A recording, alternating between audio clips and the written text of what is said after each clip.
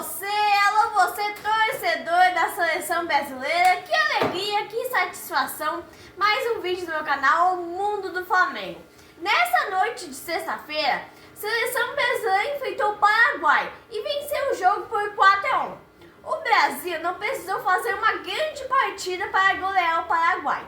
O Paraguai, que é uma seleção muito fraquinha, e a seleção brasileira não mostrou tanto encanto, tanto entrosamento como no jogo de estreia, por incrível que pareça.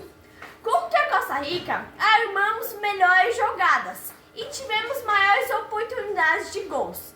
No jogo da noite dessa sexta-feira, eu não vi a seleção antenada e organizada no meio campo, até porque o meio campo não sabia armar jogadas.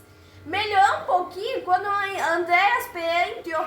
Aí o Hendrick já não teve tanta oportunidade assim. As que teve, perdeu, mas deu velocidade no jogo.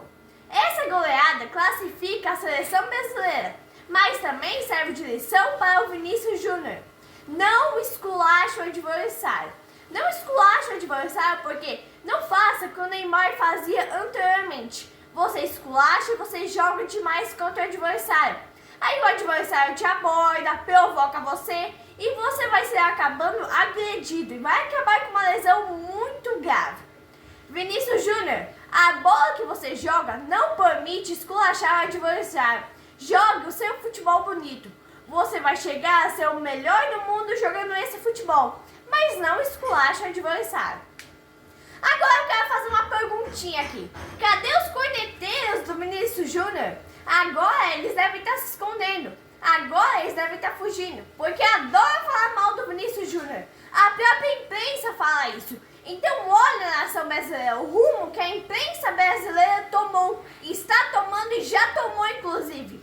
A imprensa brasileira faz de jogador e a imprensa brasileira desfaz de jogador.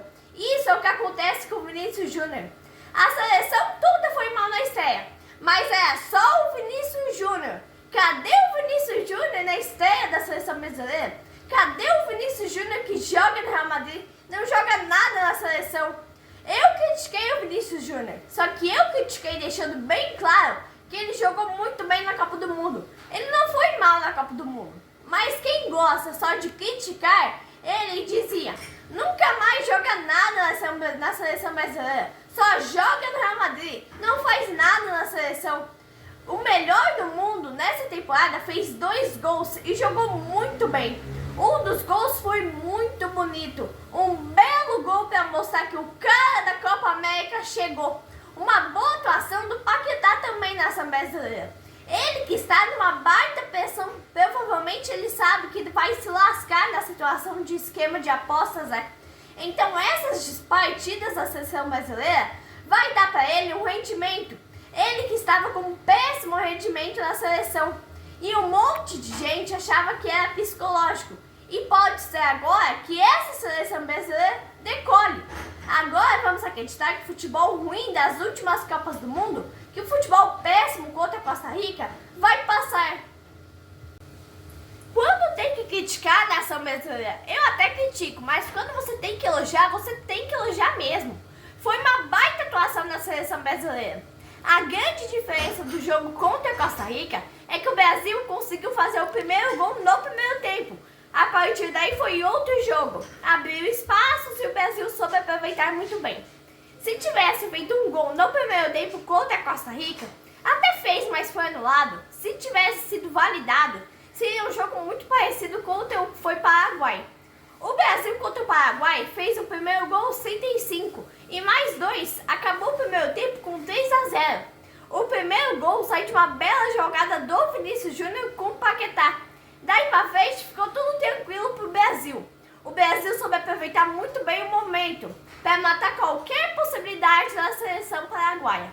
Os 3-0 foi muito importante para jogar mais tranquilo. É uma seleção que vai ter seus altos e baixos na seleção brasileira. É uma seleção que vai ter isso. O jogo contra a Colômbia, por exemplo, vai ser um jogo muito difícil. A Colômbia hoje é uma seleção mais pronta que a seleção brasileira. O que importa para o Brasil é só a vitória. O empate coloca o Brasil numa situação muito difícil e complicada para se classificar para as quartas de final. O Brasil tem que disputar o primeiro lugar com a Colômbia.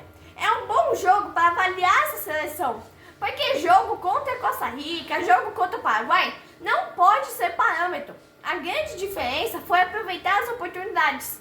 Quando o Brasil perdeu o pênalti, o Paquetá errou o pênalti, o time ficou nervoso, uma marcação dupla e até tripla no Vinícius Júnior.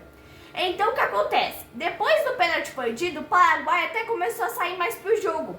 Mas aí na empolgação, depois do quarto gol do Brasil, teve só palhaçada. Só empurra, parecia um circo. Mas o jogo já estava resolvido. 4-1 para o Brasil. Não foi uma atuação maravilhosa que se diga, nossa, o Brasil é favoritaço para os próximos jogos.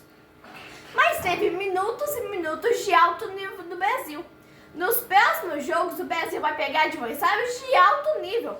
Colômbia, Uruguai, Argentina, seleções bem mais fortes que as que enfrentou já. O Uruguai mesmo é uma seleção muito boa. Tem o De La Cruz, tem o Arrascaeta, tem o Varela e tem o Vinha. E o meio de campo do Brasil é desorganizado. Então você não pode deixar muito espaço ali pro De La Cruz e pro Arrascaeta, que são os jogadores que armam as jogadas para a seleção uruguaia. Se o Brasil empatar com essas seleções, sai no lucro ainda.